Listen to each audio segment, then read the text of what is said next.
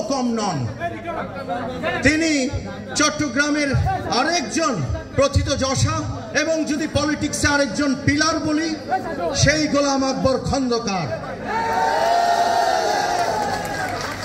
তার উদ্যোগে এই স্মরণ সভায় যিনি প্রধান অতিথি হয়ে এসেছেন, আমার বাবার একেবারে ঘনিষ্ঠ সহকর্মী, সহযোদ্ধা এবং বাংলাদেশের যে গণতান্ত্রিক আন্দোলন আমরা যতটুকু আমাদের ধ্যানে জ্ঞানে বুঝি, এই সকল গণতান্ত্রিক আন্দোলনগুলোতে যার বলিষ্ঠ নেতৃত্ব ছিল বাংলাদেশ জাতীয়তাবাদী দলের স্থায়ী কমিটির অত্যন্ত সিনিয়র একজন সদস্য জনাব মির্জা আব্বাস, চট্টগ্রামের প্রাণপ্রিয় মেয়র আরেকজন আমার বাবার স্নেহধন্য ভালোবাসার ডাক্তার শাহাদাত হোসেন সহ, আমাকে ক্ষমা করবেন সবার নাম নিচ্ছি না, ওই যে পরিচয়, ওই যে সম্পর্ক, ওটাই সবচেয়ে বড়। এখানে পদ পদবী আর নামটি বড় নয়।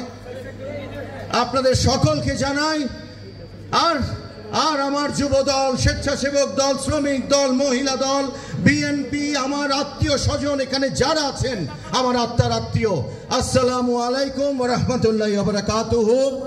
আমি একটি গল্প দিয়ে শুরু করতে চাই। শুরু তো করেছি, শেষ করব হয়তো। আমি বেশি সময় নিতে চাই না, আমি শুনতে চাই অন্যান্যদের গল্পগুলো।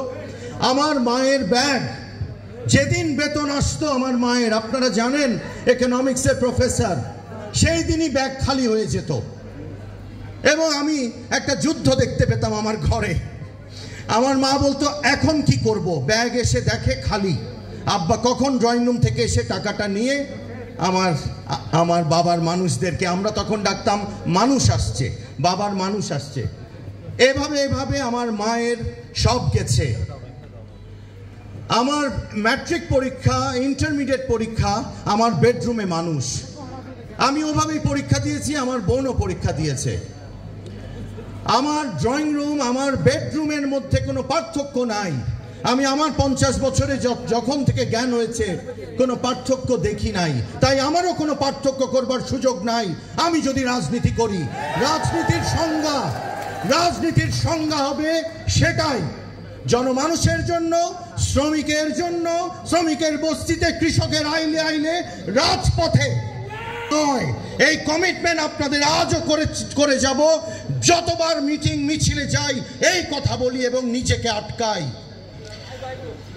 আমার আব্বার যে আরেকটি বৈশিষ্ট্য, যে বৈশিষ্ট্যটি আমি আপনাদের কাছে আজকে এভাবে উপস্থাপন করতে চাই, যে তিনি কি খুব জ্ঞানী, খুব বুঝতেন এরকম মানুষ ছিলেন।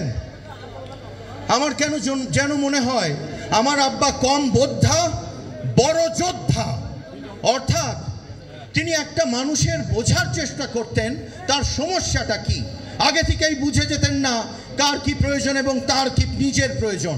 তিনি বুঝতে বুঝতে যখনই সিদ্ধান্ত নিয়ে ফেলতেন যে এই লোকটা আমার কাছে কিছু চায়, তার জন্য করলে উপকার হবে, তখন সেটা হয়ে যেত তার কর্তব্য, দায়িত্ব।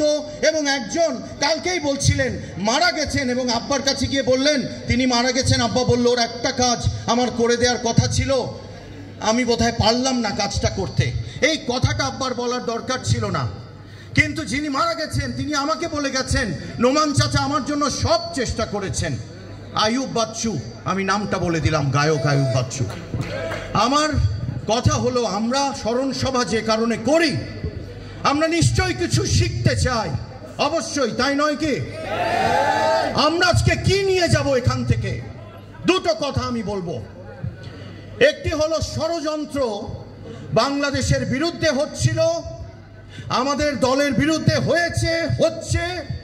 ষড়যন্ত্র আমাদের রাজনীতিতেও প্রচণ্ডভাবে নানা স্বার্থের কারণে আঘাত হানে।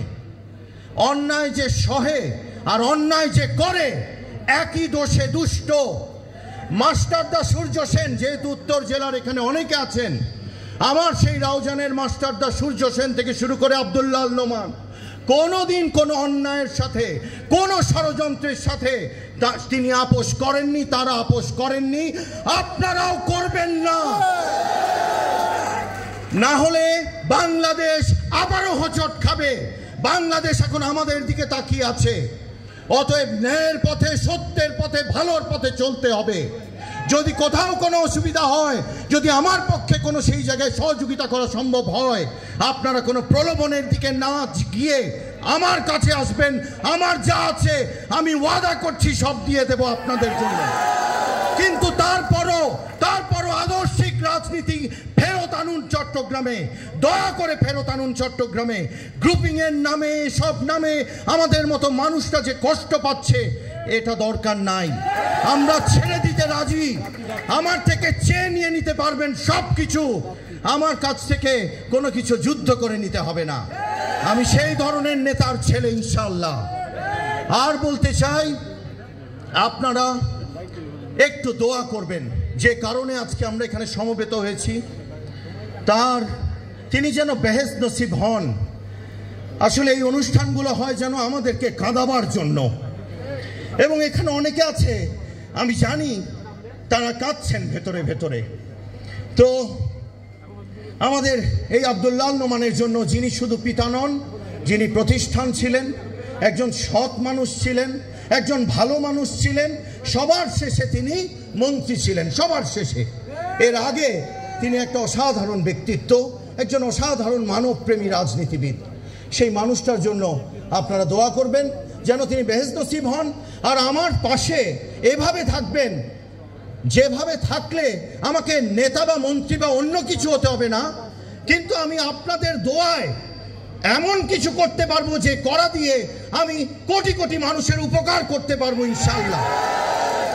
এটাই আমার চাওয়া। সেটা কোন কি অর্জন করে আমি করতে পারবো আমার জানা নাই, কিন্তু মৃত্যুর আগে এই বাবার মতো